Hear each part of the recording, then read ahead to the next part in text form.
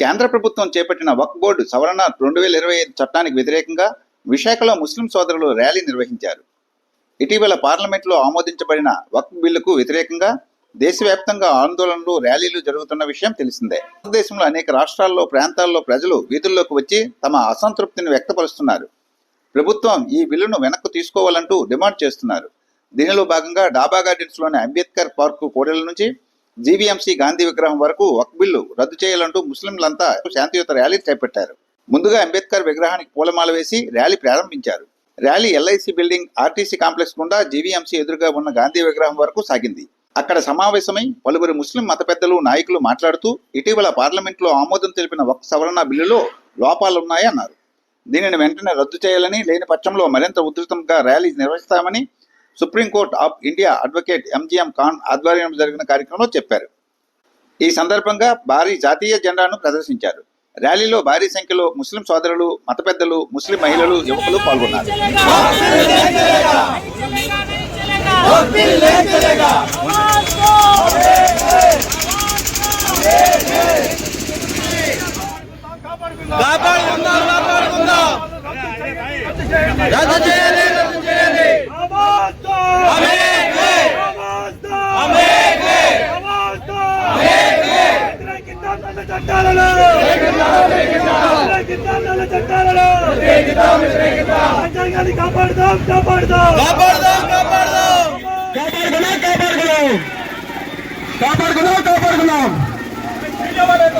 వ్యతిరేకిద్దాం నన్ను చట్టాలను, కాపాడుకుందాం వస్తువులను.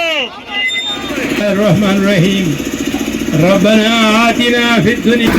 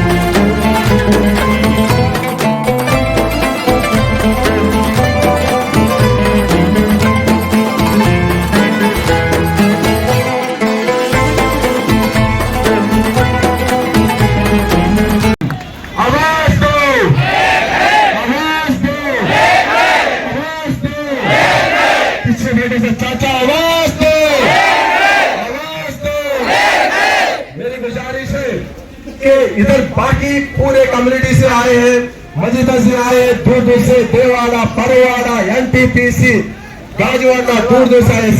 सबको दिल के गहराई से शुक्र अदा करते हुए, टाइम में पाबंदी करते हुए मेरी गुजारिश है कमिटी के जो भी मस्जिद के जिम्मेदार है, मस्जिद के जिम्मेदार एक जनो आके 1 मिनट बात करते हुए को मेरी गुजारिश है। पहले जो भी मस्जिद है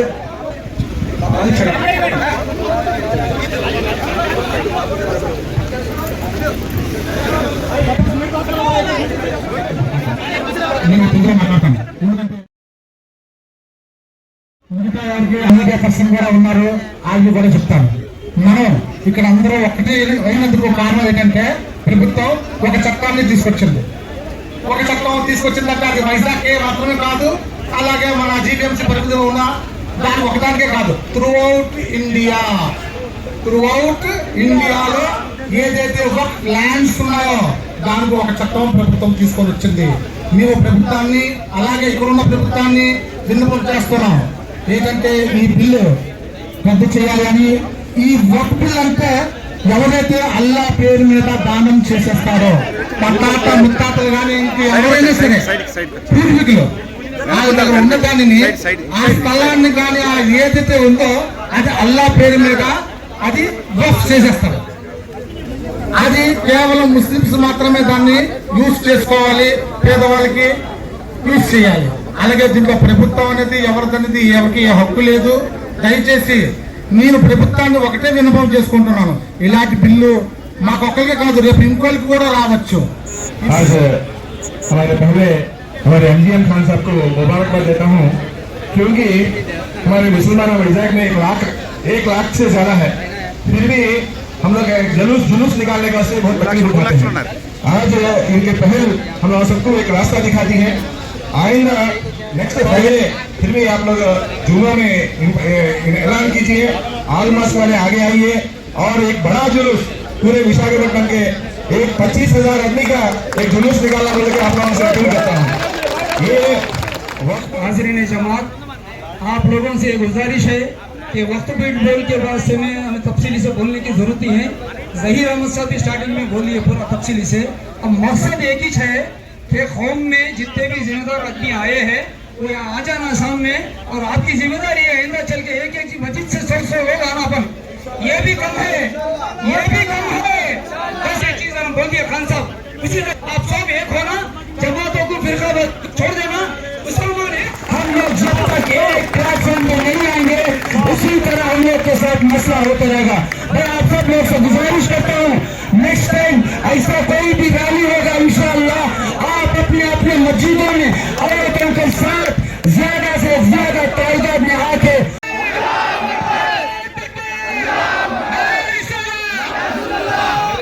अपना स्थान मिल चुके हैं, एक साथ के नीचे आके हम लोग फाइट करेंगे इंशाअल्लाह। आप लोग सबका साथ देना चाहिए और आप लोग अल्लाह से दुआ करते हैं कि बारिश करे।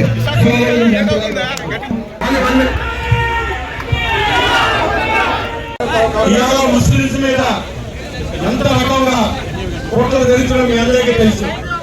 ఒకటే కాదు, ఇవాళ మా సుస్థానాలు, మా మసీదులు, మా మదర్సాలు, మా వక్ఫ్లాండ్ అన్ని కూడా మోదీ గారు అందరికి వెళ్ళిపోయారు. ఈ రోజు యాక్ట్ పెడతారు, ఈ యాక్ట్ పెట్టి ఈ రోజు మొత్తం మా ముస్లింలకి ఏమీ లేకుండా చేయాలని ఉద్దేశంతో ఇవాళ గవర్నమెంట్, బీజేపీ గవర్నమెంట్ ఇవాళ ఈ కుట్ర చేస్తుంది. सिर्फ मुसलमानों पे है क्योंकि वो कमजोर है, बड़े इंसान है। अगर मुसलमान अगर बड़ा इंसान न होता तो APJ अब्दुल कलाम हिंदुस्तान को दुनिया के ममालिक का पहचान नहीं दिया जाता। अब्दुल कलाम आजाद ने IIT लेके आकर एजुकेशन के मामले में हिंदुस्तान के बच्चों को तालीम नहीं दिया जाता।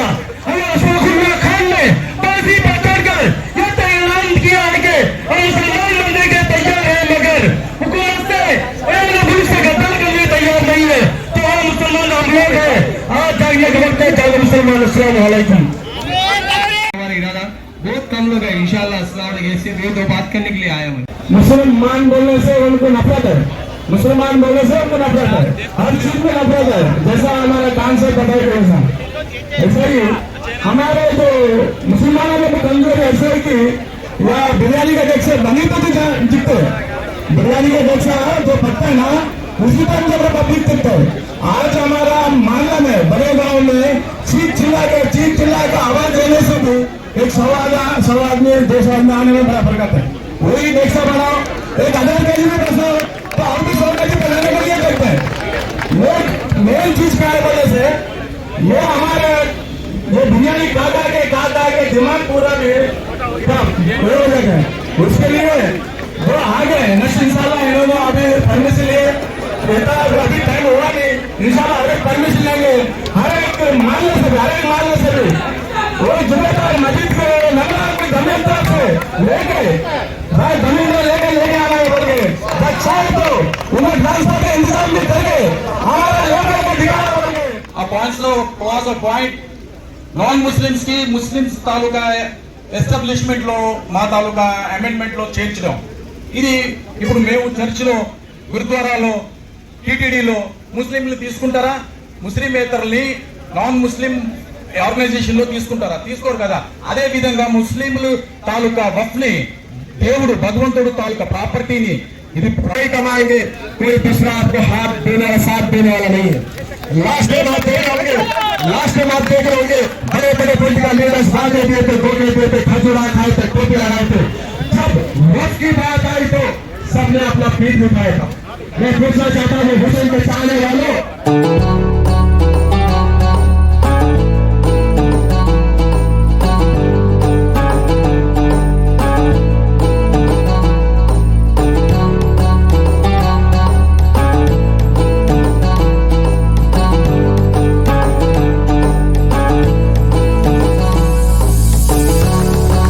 అందరికీ సలాం, నమస్తే, ఆదాబ్. నేను ఎంజీఎం ఖాన్.